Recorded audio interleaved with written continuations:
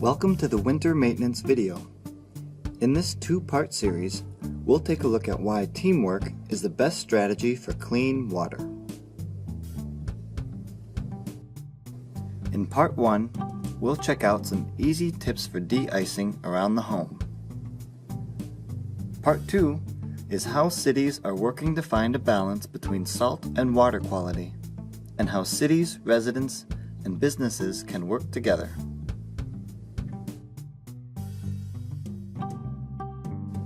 Did you know that road salt has a permanent impact on water quality?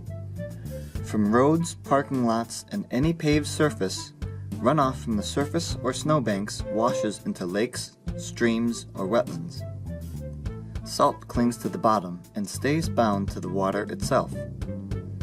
This alters the natural cycle of lakes through the seasons and can harm aquatic life such as insects and plants that fish rely on for food. But there is hope. Mindful, proper application allows for safe surfaces while keeping salt levels below state standards. Or in other words, keeping water on a low-salt diet. The most important strategy is the most well-known. Shoveling, scraping, and sweeping early on prevents snow from compacting and turning to an icy, slippery surface.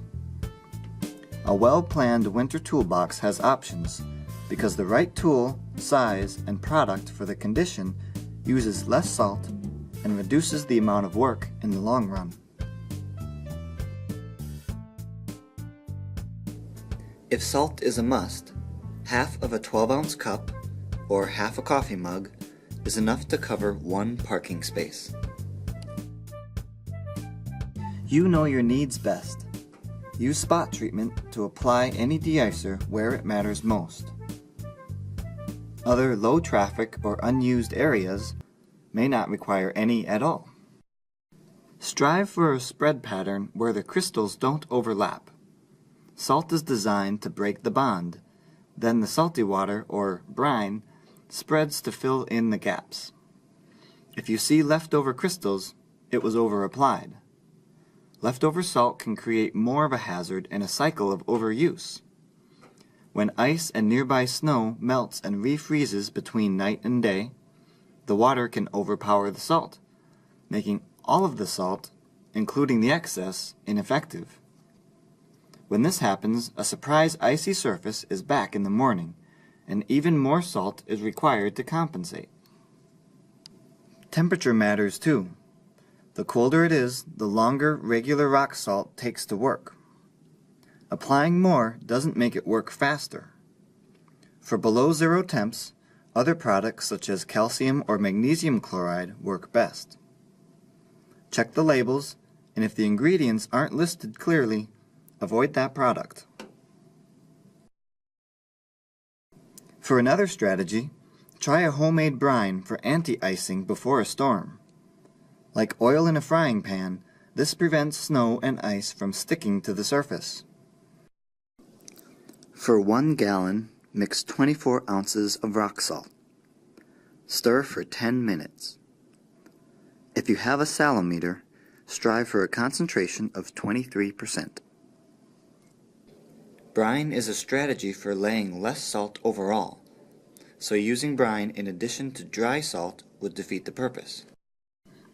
Using an old milk jug and a funnel, fill with salt and hot water, shake for 10 minutes, and transfer to a clean sprayer.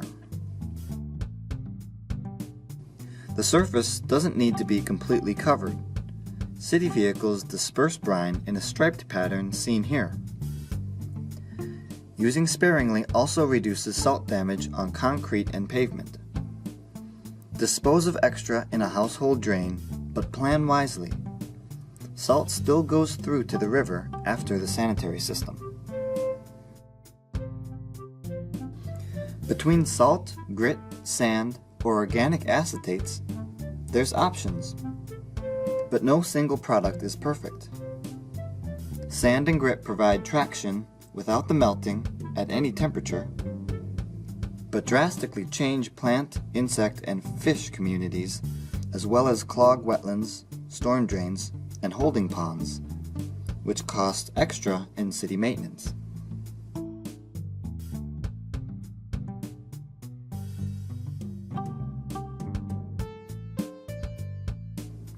Acetates are organic but contain nutrients like phosphorus, which produce excess algae, which is another issue for summer water quality.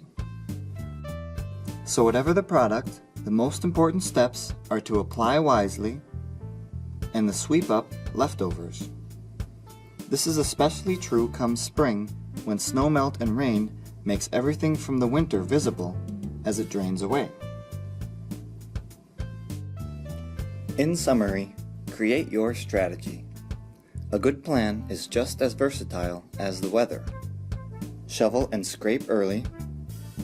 Use spot treatment when salt or other de-icers are necessary. Try grit or sand for short-term and quick traction. And clean up extra salt and sand when it's no longer needed. Dry salt can be reused for later, also reducing the chances for it to blow away or run off. Check out vlamo.org under Residents for more information, resources, and other videos from our partners. See you in Part 2.